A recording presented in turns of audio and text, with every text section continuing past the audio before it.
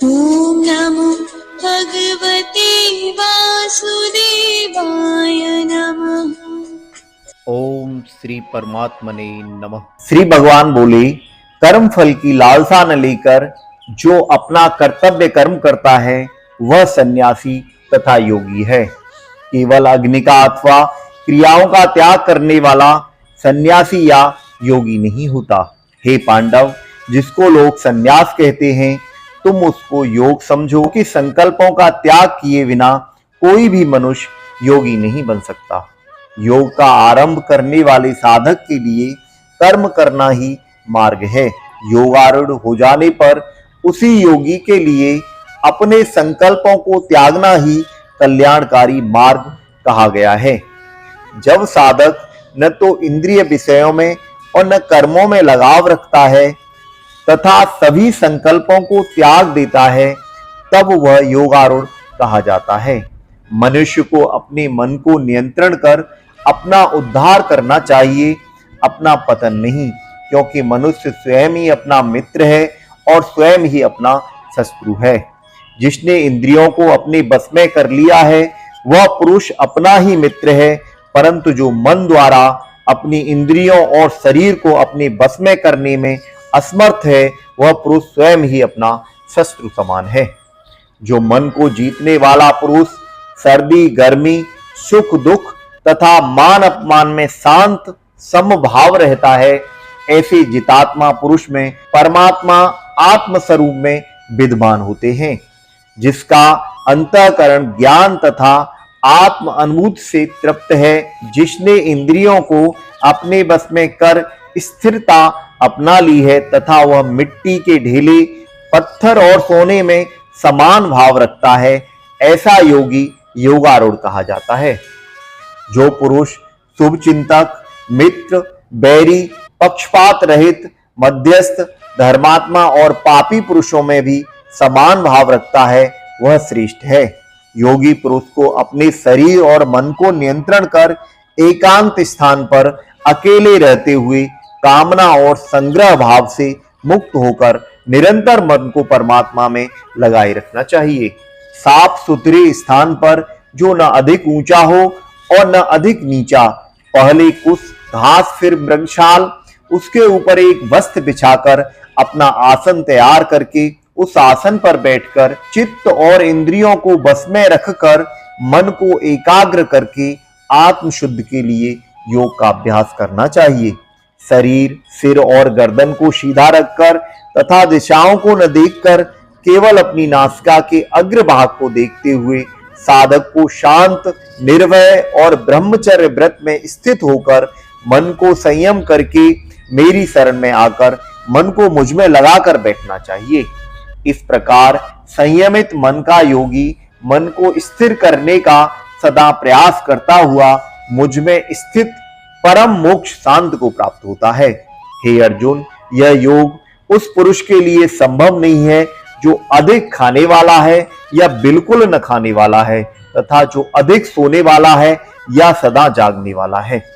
मुक्ति दिलाने वाला यह योग तो उन्हीं को सिद्ध होता है जो आवश्यकतानुसार आहार विहार करने वाले, कर्मों में यथा योग्य तथा यथा योग्य सोने और जागने वाले होते हैं।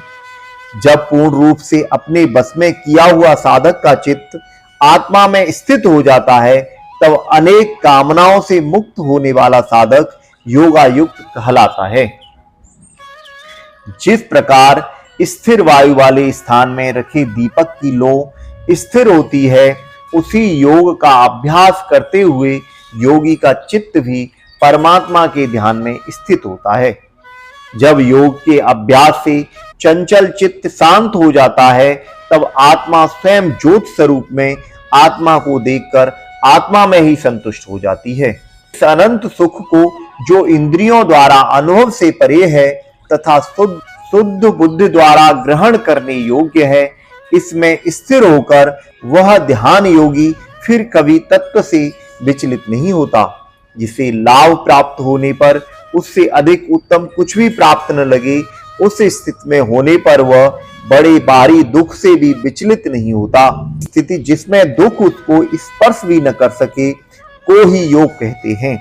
ऐसे योग का अभ्यास बिना उकताए चित्त से निश्चय पूर्वक करना चाहिए। संकल्प से उत्पन्न होने वाली सभी कामनाओं का पूरी तरह त्याग करके और मन के द्वारा इंद्रियों को सभी ओर से हटाकर बुद्धि के द्वारा संसार से धीरे धीरे ध्यान हटाकर और वो परमात्म स्वरूप में स्थित करके फिर कुछ नहीं सोचे। जहां जहां यह चंचल और अस्थिर मन विचरण करता है वहां वहां से इसे हटाकर परमात्मा में ही लगाना चाहिए। जिसका मन शांत है, जो पाप रहित है और जिसका रजोगुण शांत हो चुका है, ऐसे ब्रह्म रूप योगी को उत्तम सुख प्राप्त होता है। इस प्रकार अपने मन को सदा परमात्मा में लगाता हुआ पाप रहित योगी सुख पूर्वक ब्रह्म स्पर्श का परम सुख प्राप्त करता है। ध्यान योग से युक्त अंतःकरण वाला योगी अपने स्वरूप को सभी प्राणियों में देखता है और सब प्राणियों को अपने स्वरूप में देखता है। जो मुझे सब में देखता है और सबको मुझ में देखता है, उसके लिए मैं कभी अदृश्य नहीं होता और वह मेरे लिए कभी अदृश्य नहीं होता। जो योगी एकत्व भाव में सभी प्राणियों में स्थित जानकर मुझे बसता है, वह योगी सब कुछ करता हुआ भी मुझ में स्थित रहता है। हे अर्जुन, जो पुरुष सभी के दुखों अथवा सुखों को एक दृष्टि से देखता हो, मानो कि वो उसके अपने दुख अथवा सुख हैं, वह परम योगी माना गया है। अर्जुन ने कहा, हे मधुसूदन, मैं आपके द्वारा बताए गए एकत्व भाव वाले योग को समझ नहीं पाया हूं। मुझे यह स्थिति चिरस्थायी नहीं प्रतीत होती, क्योंकि हमारा मन चंचल है। क्योंकि हे कृष्ण, यह मन चंचल अस्थिर स्वभाव का बलवान और जिद्दी है। इसे बस में करना मैं वायु को बस में करने की तरह कठिन मानता हूं। श्री भगवान बोले, हे महाबाहो, निसंदेह यह मन चंचल और कठिनता से बस में होने वाला है, किंतु हे कौन्तेय, इसे अभ्यास और वैराग्य के द्वारा बस में किया जा सकता है। मैं मानता हूं कि जिसका मन बस में नहीं है, उसके लिए योग प्राप्त करना कठिन है, परंतु अपने मन को बस में करके सही उपायों का प्रयोग कर प्रयत्नशील पुरुष को अवश्य योग प्राप्त हो सकता है। अर्जुन बोले, हे कृष्ण, जिसकी योग में श्रद्धा तो है किंतु मन उसके बस में नहीं है, ऐसी अवस्था में वह यदि योग से विचलित हो जाता है तो वह योग सिद्ध को प्राप्त न करके किस गति को प्राप्त करता है। महाबाहो, क्या वह साधक ब्रह्म प्राप्ति के मार्ग से विचलित व निराश्रित होकर छिन्न भिन्न मेघ की भांति दोनों कर्म अथवा ज्ञान के मार्ग से भटककर नष्ट तो नहीं हो जाता? हे कृष्ण, मेरे इस संदेह का पूर्ण रूप से निवारण कीजिए, क्योंकि इस संदेह का निवारण करने वाला आपके सिवाय कोई दूसरा नहीं हो सकता। श्री भगवान बोले, हे पार्थ, उस पुरुष का न तो इस लोक में और न ही परलोक में नाश होता है, क्योंकि शुभ कर्म करने वाला कभी दुर्गति को प्राप्त नहीं होता। योग से भटका हुआ साधक पुण्य करने वाले लोगों को प्राप्त कर वहां दीर्घ काल तक रहकर शुद्ध आचरण करने वाले धनवान के घर जन्म लेता है, अथवा वह साधक ज्ञानवान योगियों के कुल में ही जन्म लेता है। इस प्रकार का जन्म लेना संसार में बहुत ही दुर्लभ है। हे कुरुनंदन, वह पुरुष अपने इस नए जन्म में पूर्व जन्म के ज्ञान से संपन्न होकर पूर्ण सिद्धि के लिए उससे भी अधिक प्रयत्न करता है। उसी पूर्वाभ्यास के कारण वह साधक भोगों के परवश होता हुआ भी योग की ओर आकर्षित होता है। योग का यह जिज्ञासु वेदों का अनुसरण करने वाले से उत्तम माना जाता है, परंतु प्रयत्न पूर्वक अभ्यास करने वाला साधक सब पापों से शुद्ध होकर अनेक जन्मों के प्रभाव से पाप रहित होकर परम गति को प्राप्त करता है। क्योंकि तपस्वियों से, ज्ञानियों से और कर्मियों से भी योगी श्रेष्ठ है, ऐसा मेरा मत है। इसलिए हे अर्जुन, तू योगी बन। समस्त योगियों में जो श्रद्धावान भक्त मुझ में तल्लीन होकर मन से मेरा भजन करता है, वह मेरे विचार से सर्वश्रेष्ठ योगी है।